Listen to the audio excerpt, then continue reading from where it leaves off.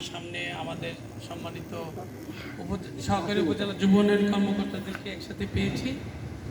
এই অর্থে আমি খুব ভাগ্যবান। এবং এই আমরা বলি যে দক্ষতা নবায়ন প্রশিক্ষণ focused on use of smart tools বিষয়ক প্রশিক্ষণের এই যে সুন্দর একটা মুহূর্ত সিবি সংলগ্ন এটা একটা মনোরম দৃশ্য। এই দৃশ্যপটে আমাদের এই অনুষ্ঠানটা হচ্ছে এবং আমাকে এখানে আমন্ত্রণ জানানো হয়েছে।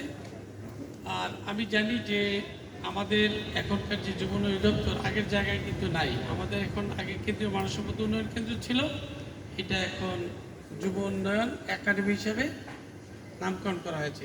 নতুনভাবে এটা রূপ ধারণ করেছে এবং এটার ক্ষমতা, এটার সৌন্দর্য, এটার কলেবর ব্যক্তি বিস্তৃতি অনেক বেড়ে গেছে, তাই না? অতএব আমাদের মন মানসিকতা, আমাদের জ্ঞান, আমাদের প্রজ্ঞা, আমাদের দক্ষতাও অনুরূপভাবে এটার সাথে তাল রেখে বড় হয়েছে। এবং আপনাদের উপস্থিতি, আপনাদের চুপচাপ বসে থাকা, আপনাদের চাহনি, আপনাদের অঙ্গভঙ্গি, জেস্টার, পশ্চার, বডি ল্যাঙ্গুয়েজ বোঝা যায় যে আপনারা অত্যন্ত বিনয়ী, ভদ্র। আর শিক্ষা মানুষকে কিন্তু বিনয় দান করে। একটা সাংস্কৃতিক শব্দ হচ্ছে বিদ্যা বিনয়ং দদাতি, বিদ্যা মানুষকে বিনয় দান করে। আপনারা যে আসলে you are going to represent the ministry of youth sports and department of youth development, এটা কার্যতই বোঝা যাচ্ছে আপনাদের উপস্থিতির মাধ্যমে, আপনাদের দৃষ্টিভঙ্গির মধ্যে দিয়ে, আপনাদের বক্তব্য, বাচনভঙ্গি, কথা বলার মধ্যে দিয়ে। তো আমি সত্যিকার অর্থে আনন্দিত। আর আজকে আমরা যেটা করবো সেটা হচ্ছে সার্টিফিকেট অ্যাওয়ার্ড করবো। তো এইটা আসলে সার্টিফিকেটটা বড় কথা না, বড় কথা হলো যে আমরা কী শিখেছি। এই ধরনের ট্রেনিংয়ে আমরা যেটা শিখি সেটা হচ্ছে যে বাস্তব জিনিস দেখে আমরা কাজটা শিখি, আনন্দের সাথে শিখি। আর একটা আমাদের মধ্যে রিফ্রেশমেন্ট আসে, তাই না? আর আপনারা অনেক দিন এক জায়গায় চাকরি করেন, কাজ করেন, করতে করতে আপনাদের মধ্যে একটা বোর্ডম বা এক গেমপনা অথবা বিরক্তি, ক্লান্তি, অবসাদ এগুলো চলে আসে। এগুলো দূর করার জন্য এই সমুদ্র তটে আসতে হয়। তো এটা একটা সুন্দর একটা পরিবেশ, তাই না? আমরা গোবিন্দচন্দ্র দাসের বর্ষার বিল একটা কবিতা পড়েছিলাম। আমার সমসাময়িক বয়সের যারা তারা বলতে পারবে, এমন পবিত্র স্থান বাতাসে জোড়ায় প্রাণ বীর বর্ষার।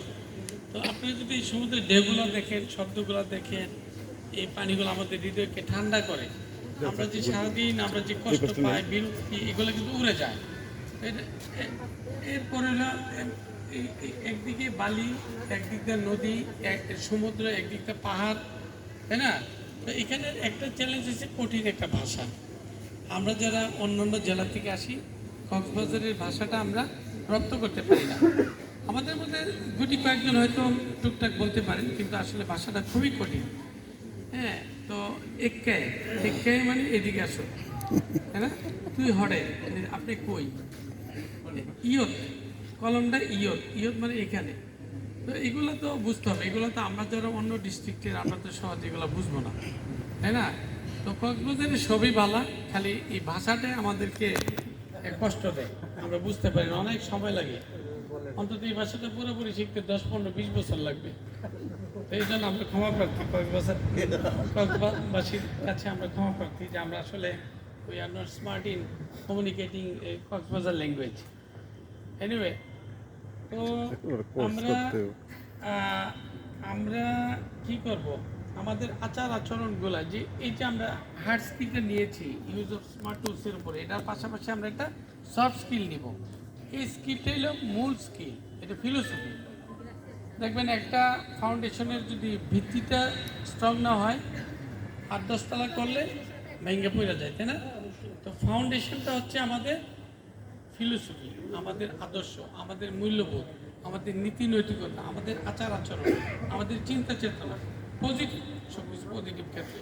তো আমরা যদি আমাদের ব্যক্তি জীবনে যদি সুন্দরভাবে চিন্তা করতে না পারি, হ্যাঁ, আমরা যদি ইতিবাচক দৃষ্টিভঙ্গি পোষণ করতে না পারি, মনের সংকীর্ণতা ঝেড়ে ফেলতে না পারি, মানুষকে ভালোবাসতে না পারি, আমি দেশের জন্য যদি নিজেকে বিসর্জন দিতে না পারি, এই ক্ষমতাগুলো আমার মধ্যে যদি না আসে, প্রফেশনালিজম কাজের ক্ষেত্রে এটা যদি আমার মধ্যে স্থায়িত্ব লাভ না করে, তাহলে কিন্তু আমি ভালো মানুষটা হইতে পারলাম না।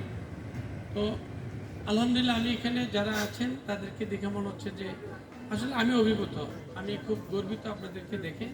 আমার খুব ভালো লাগছে যে এত সিস্টেমেটিক হতে সুন্দরভাবে বসছেন, কান পেতে মন দেওয়ার কথাগুলো শুনছেন। এটা এটা কিন্তু এক ধরনের রেসপেক্ট। এটা মানুষের কথা শোনা, মানুষ কিন্তু শুনতে চায় না, বলতে চায় বেশি। এটা কিন্তু কনফ্লিক্টিং ভিউজ, এটা হিউম্যানের সাথে যায় না।